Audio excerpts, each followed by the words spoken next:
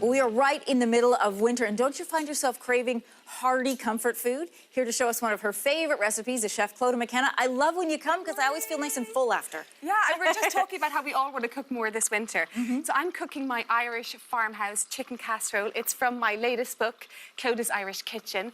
It's one of those winter warmers that you crave during winter. You want something healthy, you want something clean. It's a really family supper, and it's a one-pot dish. And it smells good. Everything in one pot. So I'm browning up my chicken. They're chicken pieces with the actual bones on. So we're getting all the goodness of the bones in there as well. The flavour that comes through. Flavour. And I've also got smoked pancetta in here as well. Ooh, nice. So all of the smoky flavours and the juiciness from the pancetta. So I've browned them out. And you're probably wondering, why is she taking the food out of the casserole dish? Are we done? This is a lovely presentation. No, exactly. Yeah. No, so there's a reason for this. When I brown them up, I then take them out. The reason why I brown them up is for texture, but I also want to seal in the juices. You should always do that when you're doing it. It's a really good tip when you're doing stews, is you seal in the meat so you get all of the juices in there so it keeps juicy. And then I'm going to pop in my shallots. Do you want to grab the carrots and the parsnips? Sure, I will do that. It's like a good cookery lesson. I right? love this. And the shallots are whole like this. Oh, you put them whole? I put them in whole because they become really juicy. They absorb all of the juices and all the flavours, and they become like little pillows. Now, if you can't get your hands on shallots, you could use regular onions, and then what you do basically is just cut them into quarters, but make sure you keep the little roots on them. Oh, why? Yeah. Because to hold it together. Oh, of course, yeah, then good you don't end up question. with big pieces. Yeah, good question. And then you just make sure you glaze all that up beautifully. Now, over here, I've simmering away is my chicken stock. Now, of course, you can go and buy chicken stock if you want to, but have you heard of bone broth at the moment? Yes, it's all the rage.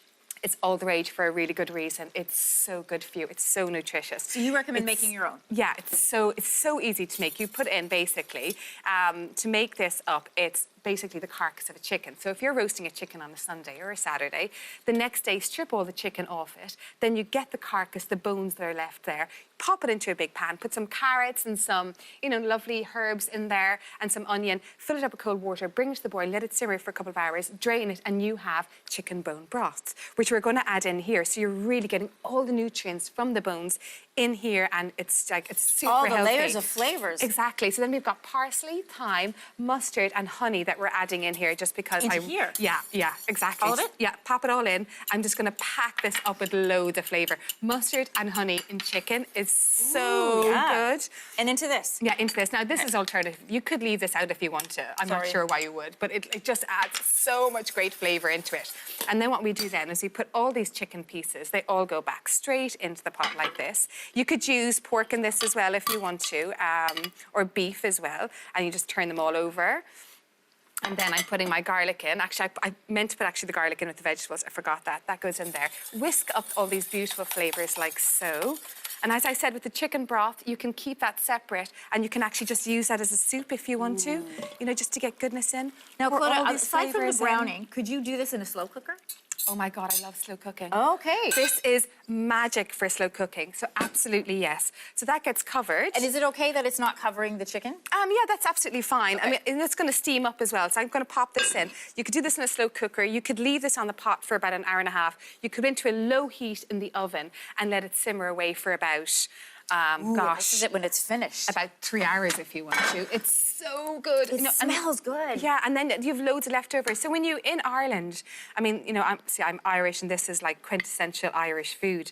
You'll get these beautiful dishes like this in the pubs and in great restaurants. This is why I called it the Irish farmhouse. My mum calls that stick to your ribs kind of food. Stick to your ribs kind. It's really gorgeous food. And I actually saw last week. Are you on Instagram? Do you do Instagram? Yes, I am. Yeah, I love Instagram. I must check you out on Instagram. I'll follow you back. Okay, so I post all of my recipes on Instagram, and I did ones with lovely potato dumplings on top. The big potato dumplings on top, which are gorgeous too. And this is my soda bread. Remember that you and I have made this together before. It was very easy. We made them in scone version. Yes. And see how lovely and crumbly it is, which you have to have. This looks ready for Instagram. You've got the hearty bread and the herbs. Yeah, go on, taste it. You want me to try it? Oh, definitely. Good.